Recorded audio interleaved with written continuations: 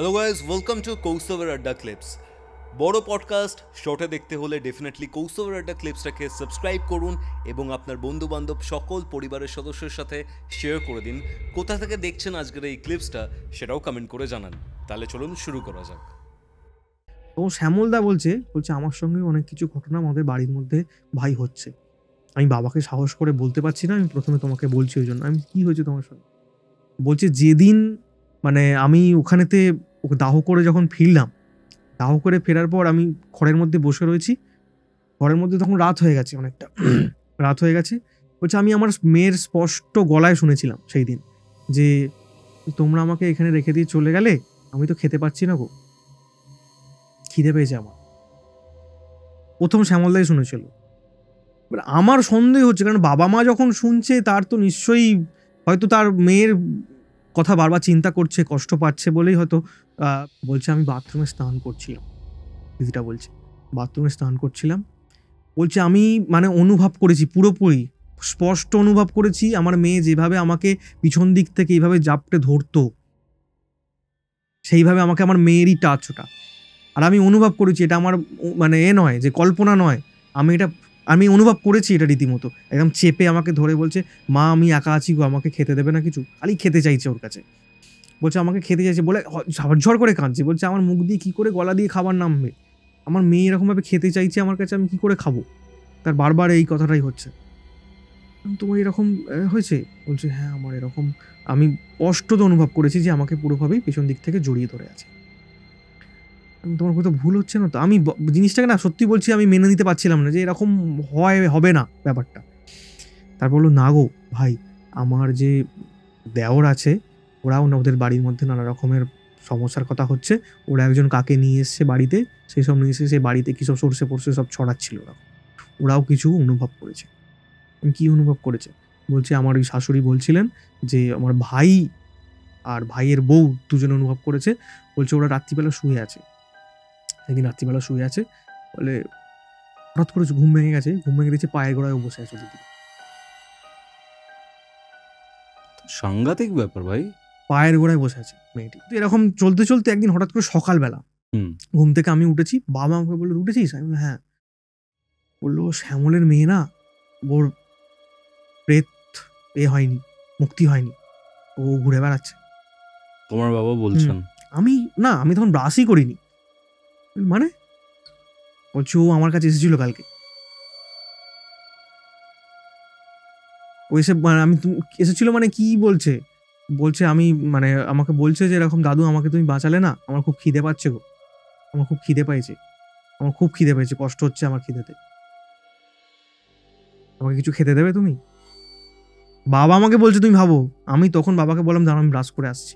Brush টাশ করেছে, আমি বললাম এই হচ্ছে ওদের বাড়িতে, এই ঘটনা ঘটছে, ওরা নানা রকমভাবে প্রবলেমের মধ্যে ফেস যে ওর যে ভাই আর কি, ওর ভাইয়ের নাম হচ্ছে গৌতম, ঠিক আছে, গৌতম মুখার্জি। এবার ওর ভাই শ্যামলদার ভাই, শ্যামল আর গৌতম দু ভাই। গৌতম মুখার্জি ও হচ্ছে চাকরিও করতো, ঠিক আছে, পুলিশে চাকরি করতো। এবার ও ডিউটিতে গেছে রাত্রিবেলা, এবার পরে যখন খবর পাচ্ছি ও রাত্রিবেলা ডিউটিতে গেছে, ও যেখানে নাইটে ডিউটি করছে, গাড়ি সাইড করে দিয়েছে, ওয়েস্ট বেঙ্গল পুলিশে ছিল, রাত্রিবেলা পেট্রোলিংয়ে বেরিয়ে কোনো একটা জায়গা, ফাঁকা জায়গায় দাঁড়িয়ে, যা হয় আর কি, দাঁড়িয়ে আছে। গাড়িতে দু একজন আরও স্টাফ রয়েছে, ও আছে, ও বেরিয়ে স্মোক করার জন্য একটু দূরে, গাড়ি থেকে দূরে গিয়ে হাইওয়ের ধারে দাঁড়িয়ে স্মোক করছে। বলছে ওর সামনে স্পষ্টভাবেও দেখতে পাচ্ছে ওর ভাইজি হেঁটে আসছে এবং হাতে কিছুটা খাবার আছে, খেতে খেতে এগিয়ে আসছে, দেখেছি। এইবার যেটা ওদের মাঝখানে কিছু ঘটনা ঘটতে শুরু করলো যে খাবার কম পড়ে যায়, আমার মেয়েই খাচ্ছে। এরা আবার কি করতে শুরু করলো, খাবার এক্সট্রা করে বানাতে শুরু করলো, মেয়ে খাচ্ছে। এটা আমাকে কিন্তু বলেনি। আমি যখন শুনলাম, তুমি কি করছো এটা? কোনো প্রেতকে বা এই ধরনের প্রেতজনিপ্রাপ্ত যারা প্রেতাত্মা বিদেয়ী হয়ে রয়েছে, এদের খেতে দেওয়া বা খাবার দেওয়ার জন্য বিশেষ পদ্ধতি রয়েছে। তোমরা যে কাজ করেছিলে, অর্থাৎ যে ওই মৃত্যুর পর যেটা অশৌচ কর্ম বলা হয়, বা যেটাকে বলে বিভিন্ন জায়গায় বিভিন্ন ভাষায় বলে, কেউ করে কেউ করে না, ঘাট শ্রাদ্ধ যেটাকে বলে, সেই কাজ ঠিক মতো বোধহয় হয়নি। অনেক দিন, বেশ কিছুদিন যাওয়ার পর হঠাৎ করে ওই শ্যামলদার ফোন, বাবার ফোন, এবার আমি ফোনটা আমার কাছে ছিল, আমি ফোনটা তুলে দেখছি বাবার ফোনে শ্যামলদা ফোন করছে, মানে দেখছি বাবার সঙ্গে কিছু একটা তো ব্যাপার হয়েছে। আমি ধরেছি, আমি বলছি হ্যাঁ বলো। ফোনটা ধরে বলছে বাবাকে একবার দেবে। বাবা শ্যামলদা কথা বলছে হ্যাঁ বল। বাবা বলছে হ্যাঁ বল। বলছে বাবা আমার মেয়ে আজকে মুক্তি পেলো। Suddenly out of nowhere. বাবা মেয়ে একটা মুক্তি পেলো, তুই কি করে বলছিস? বললে আমার মেয়ে বলে গেছে। বলছে কি বলছিস, মেয়ে বলে গেছে মানে?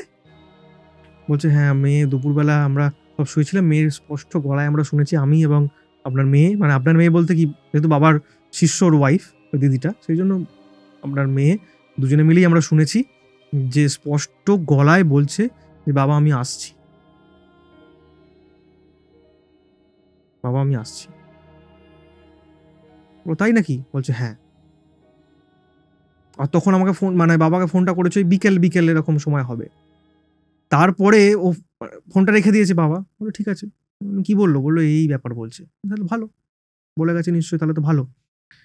তারপরে কিছুক্ষণ মিনিট 20-25 কি আধ ঘন্টা এরকম হবে, যায়নি।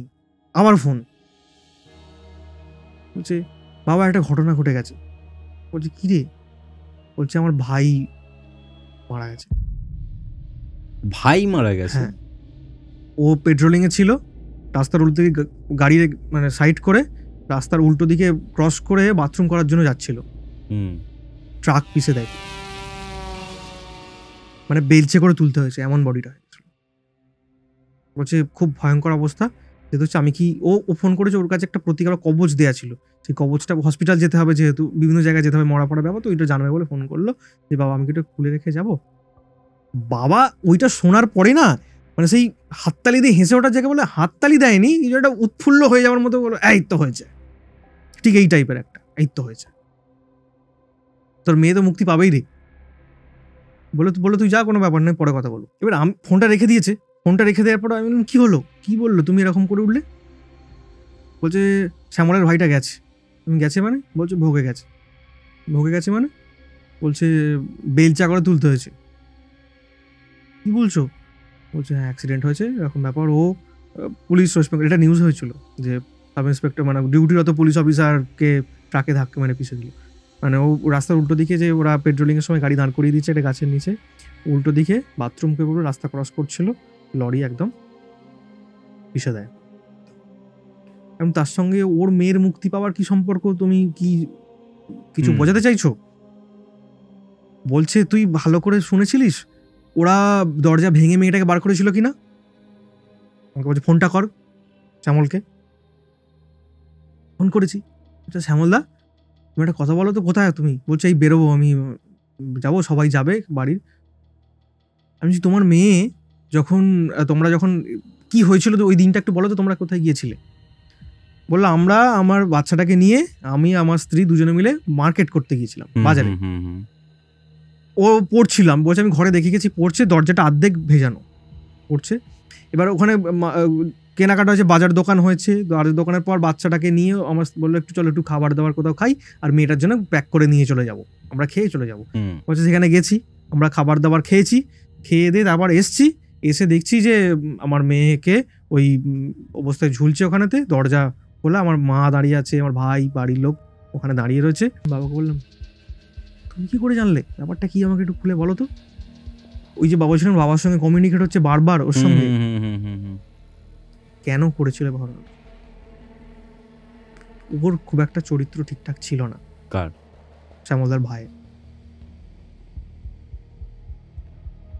বাড়িতে কেউ নেই, একা সুযোগ পেয়ে কোনো রকম ভাবে ঢুকেছিল ভেতরে, ঢুকে ওর মধ্যে কিছু হয়তো ওর সঙ্গে কোনো খারাপ অশালীন আচরণ করতে চেষ্টা করেছিল। তখন ও নানারকম ভয় দেখায়, কিছু দেখিয়ে। নিজের ভাইয়ের মেয়ের সাথে? নিজের মেয়ের মতোই তো, একদম নিজের মেয়ের মতোই তো, নিজের মেয়েই ধরতে গেলে প্রায়, নিজের ভাইয়ের মেয়ে মানে। সেবার পুলিশ ছিল। এবার পুলিশ রীতিমতো এটা হত্যা ছিল না। এটা যদি ঠিকঠাকভাবে তদন্ত হতো বা হতো, আমার মনে হয় যে হয়তো পোস্টমর্টেম যেখানে হয়েছে সেখানেও হয়তো কোনো কারণে, যেহেতু ওর একটা ভালো রকম সোর্স ছিল, এবং নিজে পুলিশ অফিসার বাড়িতে মদ ব্ল্যাকে বিক্রি করছে, এবং যেহেতু ওরকম ব্যাপার সব জায়গায় সোর্স একটা ছিলই, সেই সোর্স কাজে লাগিয়ে হয়তো পোস্টমর্টেমও কিছুভাবে চেঞ্জ করা হয়েছে, সেই বিষয়টা নিয়ে ওরা আর কিছু এগোয়নি। তো ফল হাতে নাতে পেয়েই গেল, ফল তো হাতে নাতে পেয়েই গেল। এবার ওকে ভয় দেখিয়ে ওকে ওটা করতে বাধ্য করেছিল, নাকি ওই কোনো রকমভাবে মেরে দিয়েছিল, গলায় পেঁচিয়ে মেরে ঝুলিয়ে দিয়েছিল, সেটা জানি না, সেটা বাবাও বলেননি আমাকে বিস্তারিত। আমি বললাম তুমি জানলে কি করে? বললো মেয়েই বলেছে। কেমন লাগলো এই ক্লিপসটা ডেফিনেটলি কমেন্ট করে জানাবেন। এরকম ক্লিপস আরও দেখতে হলে এই চ্যানেলটিকে সাবস্ক্রাইব করুন। আর হ্যাঁ, পুরো পডকাস্টের লিঙ্ক আপনারা ডেসক্রিপশন বক্সে পেয়ে যাবেন, সেটাও চেক আউট করতে পারেন। কৌস্তবের আড্ডা ক্লিপসের এরকম আরও 2টি এপিসোড দেখতে আপনার মোবাইল স্ক্রিনে আসা ডান দিকের অথবা বাঁ দিকের বক্সে ক্লিক করুন।